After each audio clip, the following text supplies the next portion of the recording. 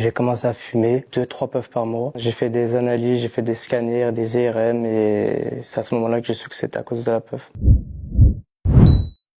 J'ai commencé à fumer la puff en début d'année.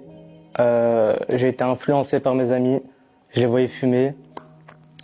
Et un jour j'ai testé, ça m'a plu. Il y a plusieurs goûts, il y avait du goût banane, fraise, Coca-Cola, il y avait de tous les goûts. Et c'est ce côté-là qui m'a attiré. Ça m'a vraiment rendu très addict. Le matin, quand je me réveillais, je fumais dessus. Matin, midi, soir, franchement, j'avais pas d'heure. Je fumais tout le temps. Et j'ai commencé à fumer 2-3 puffs par mois. Jusqu'au jour où j'ai eu des symptômes inquiétants. Je suais. Comme mes poumons, c'est comme si on me posait une pierre dessus. Ils se resserraient. Je toussais beaucoup.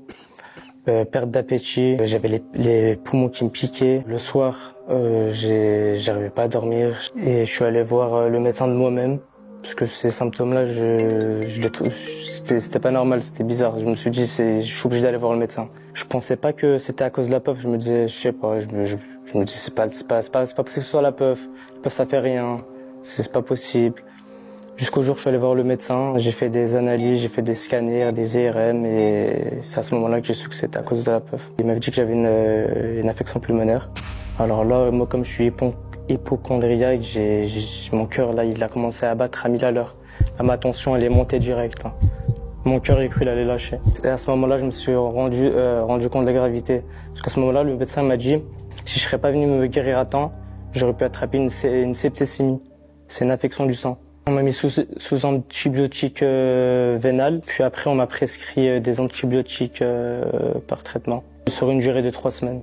Le médecin m'a prévenu que je pouvais avoir des séquelles. Par exemple, quand je marche, je fais un petit peu de footing, je crois un petit peu, je m'essouffle très vite et des moments ça me pique les poumons de malade. Avant, j'étais boxeur, j'étais très sportif, je faisais de la boxe plus à côté de la salle. J'avais énormément de cardio, mais maintenant, à cause de la puff, j'ai vraiment plus de cardio. C'est les séquelles que la puff m'a fait. Avant de venir à l'interview, avec mon cousin, on allait louper le métro, il m'a dit de courir. Et je lui ai dit de m'attendre, j'avais plus de cardio, je pouvais même plus le suivre. Moi, j'ai un message à faire passer à toutes les personnes qui fument la puff. Je vois énormément de mineurs qui fument cette foutue puff. Arrêtez de toucher à ça. Sous mon handicap, j'ai vu énormément de messages qui disaient ouais, t'es faible, c'est pour ça que t'es allé à l'hôpital, ça veut rien dire, ça famille. C'est très dangereux. J'accueille du coup cette cliente et là j'entends oh non. Elle prend un papier dans sa poche, elle vient mettre sa main dans ses fesses et elle vient racler. Vous avez compris. Je suis vendeuse dans une enseigne de cosmétiques très connue. Je suis en caisse. J'encaisse une cliente. Tout se passe très tranquillement, comme d'habitude. Et là, d'un coup, il y a une autre dame qui arrive et qui se met derrière, donc dans la file d'attente. Mais elle a l'air un petit peu bizarre. Elle était bien habillée, etc. Mais elle parlait un petit peu toute seule. Pas très commun, mais bon ça m'alerte pas. J'encaisse ma cliente et là d'un coup elle nous coupe la parole et elle dit « Vous pouvez vous dépêcher, j'ai envie d'aller aux toilettes ». On se regarde bizarrement avec ma cliente en mode « Qu'est-ce qu'elle veut celle-là ?» On continue, je lui dis « Oui, 2 secondes, si vous voulez, vous avez le McDo juste à côté, il y a des toilettes, il n'y a pas de souci. » Elle me dit « Non, mais c'est bon, ça va, je vais pouvoir attendre, mais dépêchez-vous. » J'aime pas trop la façon dont elle s'adresse à moi. Mais il n'y a pas de souci, pas de problème, je garde mon sang-froid, on reste pro. Je termine d'encaisser ma cliente avec laquelle je suis. Je lui dis au revoir et elle me dit « Bon courage pour votre journée ». Je dis merci. J'accueille du coup cette cliente, elle me jette son produit sur la caisse. Elle me dit même pas bonjour, rien du tout. Je prends le produit et je m'occupe de le scanner, etc. Et là j'entends « Oh non !» Je la regarde.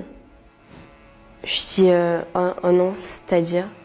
Elle prend un papier dans sa poche, elle vient mettre sa main dans ses fesses et elle vient racler. Vous avez compris. Je vois dans sa main un tas de chiasse, clairement. L'odeur, je ne vous raconte pas. Pendant 6 ans, j'ai travaillé dans cette enseigne. J'en ai vu des vertes et des pas mûres en caisse. Mais ça, c'était la première fois que ça m'arrive. Elle remet dans sa poche le caca, ok, bien liquide, bien dégueu. Elle, normal, tout est normal, elle continue l'encaissement. Moi, je suis à 2 doigts de perdre mes moyens. Je suis choquée de ce que je viens de voir.